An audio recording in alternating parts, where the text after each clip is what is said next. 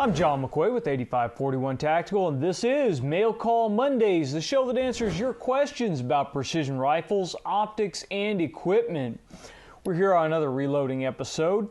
As you remember, in our last reloading episode, we showed you several different methods for resizing your brass to fit in your chamber and hold your bullet. And now, once we've got our brass resized through either the firing process or the resizing process, or both, you'll generally have the case lengthen just a little bit. Now what we need to do is we need to cut that case back to a uniform length so that you have a uniform amount of neck holding your bullet and you don't run into problems with the case mouth interfering in the chamber and gripping your bullet too tightly. This can actually cause catastrophic failures if it goes too far. So we want to make sure we get these trimmed back to length. Now, depending upon your load and your chamber, you may not have to trim every firing. You'll simply want to throw your calipers on here and you want to measure and check that value against the book. Once they get too long, then you will want to trim them back. Now, there are a ton of tools out there to trim your cases, but one of the most simple processes I've found is with the Lee trimmer set. Now, if you buy an anniversary reloading kit, then what you'll get is this little cutter here, and you'll get this little lock stud here. And the lock stud has a hex head on the back of it that will fit in a cordless screwdriver or a drill. And the cutter, as the name implies, has little blades on it in order to cut your case mouth. Now what you have to buy separately is a shell holder and a case length gauge. The case length gauge has a pilot that will fit snugly in your case mouth, and it has a little stem here that determines what the length you're going to trim the brass to. And it just screws into the cutter fairly simply and snugly, and it bears down against the shoulder, so once you screw it in, the length from the blades to the end of the stem is set. You then take your shell holder and you just screw it onto the stud. And what this does is when you take your case, slip it into the shell holder and tighten it down, and that securely holds the case head and allows you to either slip it in a cordless drill or give you something to hold with your fingers that isn't quite as slick as the sides of the brass case. Now this one I have set up with 223. This one here is pretty much the same deal, except I have a 308 case gauge in it, and this has the wooden ball cutter. The upgraded version of the one that comes with the anniversary kit comes with these nice large wooden balls on it. It really gives you a good grip. I just find it's nicer working on it. When you spin it with your fingers, you just seem to get a little bit more grip and a little bit more leverage using the large wooden ball.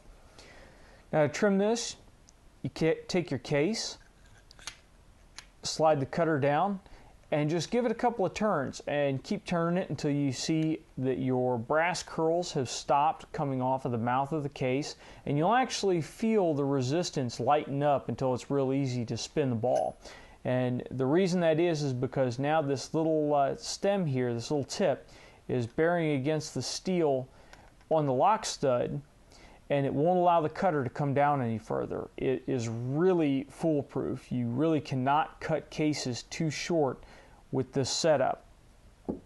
Now once you're done cutting it to length, you need to chamfer and deburr the case.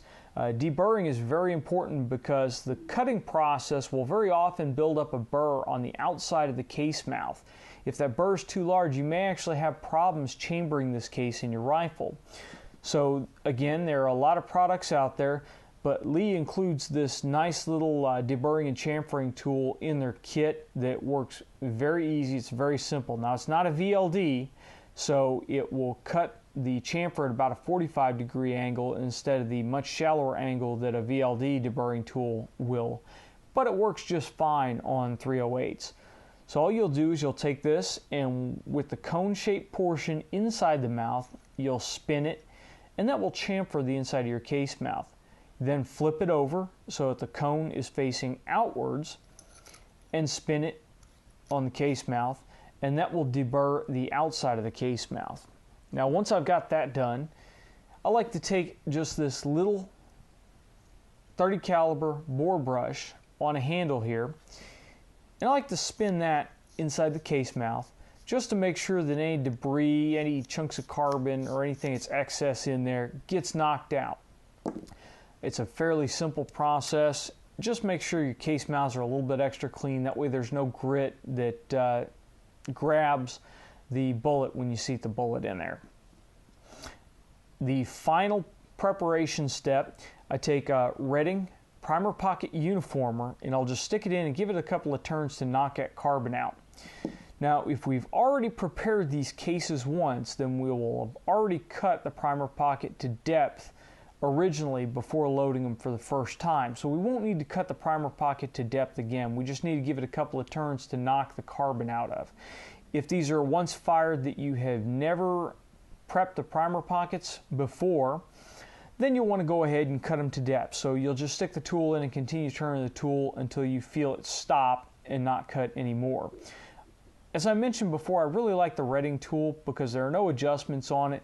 It's set for a uniform depth from the factory, and you can't have an adjustment slip and cut a primer pocket too deep. Once you've cut a primer pocket too deep, that case is pretty much trash because you'll either start getting light strikes or you may actually get that primer so deep that the firing pin can't strike it at all. So it's nice to have a uniform depth set and no adjustments to slip.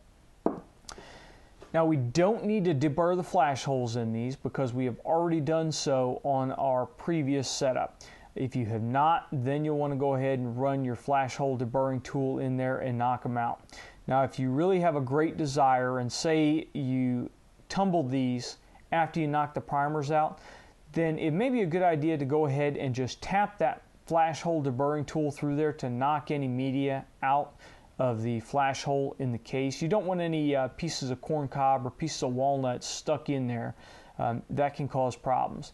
For those of you guys that may use stainless steel tumbling media, make sure that you don't have any tumbling media left inside the case at this point. None wedged in the primer hole or primer pocket, none wedged in the flash hole, and most definitely none inside the case. Now I've only heard of this happening once, but it comes from a very reliable source.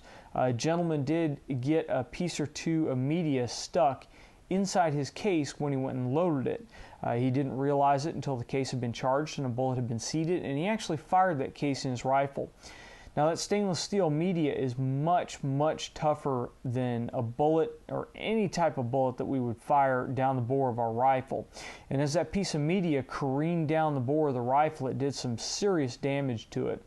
In fact, there were reports where the damage was so severe you could see it with the naked eye just looking down the bore. You didn't even need a bore scope. The indicator, of course, because it didn't make any different sound, the indicator that this damage occurred was because after firing that shot, the accuracy in the rifle opened way up. It just really was not performing anywhere near the way it should be.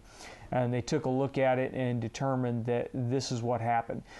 This is not any kind of dig on stainless media. I'm actually looking forward to trying some of the stainless media out because it seems to do a really good job of cleaning without the dust and the residue that regular corncob or walnut media tends to leave behind.